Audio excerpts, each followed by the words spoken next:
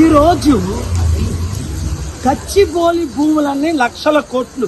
Visakhapatnam steel plant ని ఎలాగైతే 33 ఎకరాల్లో 19,000 ఎకరాలు మిగిలింది. ఎకరం నువ్వు 50 కోట్లు వేసుకో, 400 ఎకరాలు 2.5 లక్షల కోట్లు.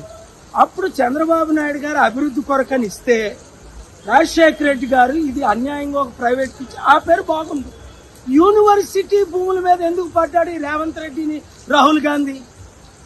అరే నువ్వు యూత్ కి న్యాయం చేస్తానన్నావు, మంచి చేస్తానన్నావు, ఉద్యోగాలు ఇవ్వట్లేదు, అభివృద్ధి చేయట్లేదు.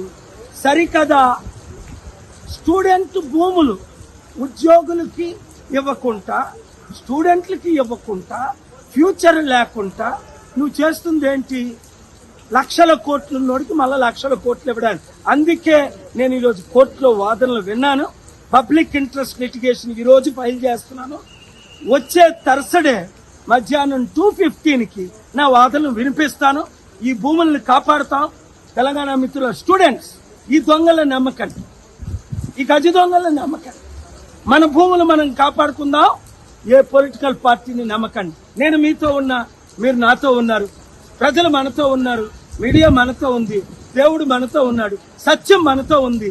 మనమే గెలుస్తాం. ఒకవేళ ఎవడైనా కొన్నా అదానికి ఎలా బుద్ధి చెప్పామో 7 లక్షల కోట్లు ఆస్తి పోగొట్టి, అదాని కంటే పెద్దోడు ఈ దేశంలో లేడు, అంబానీ కంటే, వాళ్ళ మీదే కేసులేసి గుండె గీస్తున్నా. అమ్ముతుంది మోదీ అయితే, కొంటుంది అదాని అయితే, మా భూములు నువ్వెవడరా అమ్మడానికి, కొనడానికి వాడేవడరా?